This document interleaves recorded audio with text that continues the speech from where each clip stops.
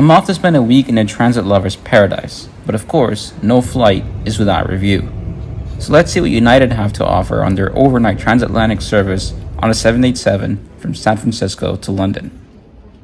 First impressions, I'm absolutely amazed. 787 is such an airy and bright cabin, and I immediately settled into my seat. We have a nice big IFE screen here. Legroom was pretty decent. The tray table comes out nicely as well and has a nice little cup holder. Every seat has a USB outlet inside the screen, but a bit annoyingly, but I've gotten used to it now, there's only 2 power ports for every 3 seats. But what excites me the most about being on the Dreamliner is these windows and the dimmers as well, but more on them later. It was a taxi at twilight here today as we made our way down for an on-time departure.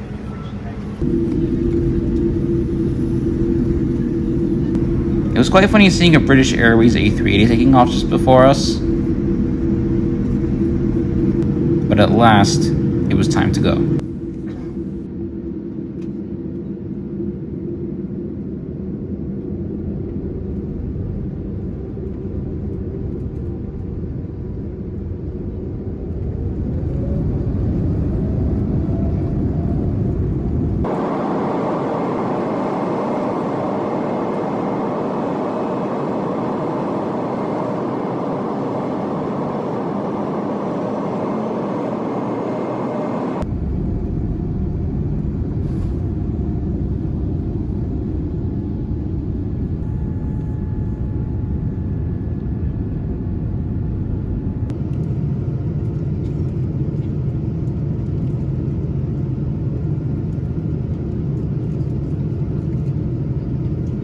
I really appreciate how United give you a sort of schedule of the flight. I wish that more airlines would do this.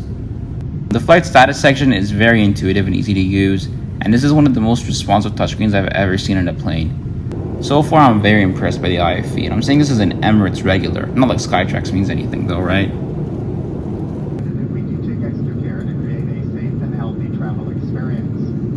United consistently applies an antimicrobial coating to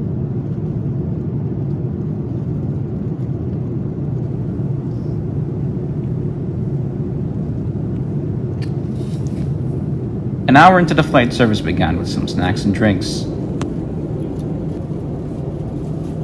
And before long, dinner was ready as well. I opted for the butter chicken, which was pretty decent, all things considered. Of course, the 787 is known for its electronic window dimmers, but sadly the crew locked them for most of the flight, which makes sense given that it's overnight and people are going to be trying to sleep. I was still able to use the dimmers during takeoff and landing though. But yeah, invariably the deal breaker on an overnight transatlantic flight is going to be sleep. United provide pillows and blankets at every seat in economy, which is great. My row had the free middle seat, which made things a little bit more comfortable, but of course that's not always going to be a guarantee. That said, I had a pretty pleasant sleep, at least for an economy seat. 5 hours later. Before landing, we had breakfast served, which was surprising to me because it wasn't on their little flight schedule. But anyway, I opted for this waffle and it was pretty soggy, but breakfast on planes doesn't tend to work out well when you're sitting in the back.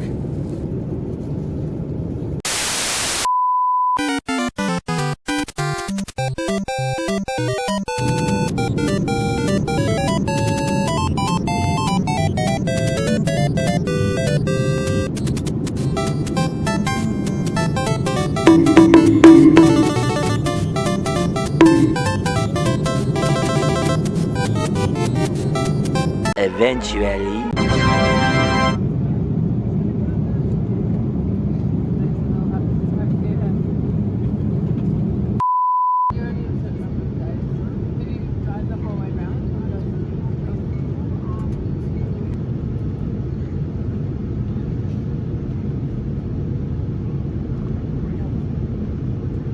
please ensure that after you fasten your seatbelt, that you've also Overall, this flight greatly exceeded my expectations. United have the most transatlantic routes of any North American airline, and it shows how much effort they put into the customer experience, even in economy. You combine top-notch service, world-class IFE, and just a nice comfortable seat as well, and you have a pretty good experience here on the Dreamliner. My one question is whether the 777 is just as pleasant, because United do use the 777 on most of their long haul routes, so that is going to be the real litmus test for them. The seats there are narrower, the cabin is older. I'll be trying that product in the near future, so we'll see, but I definitely recommend flying United long haul in Dreamliner.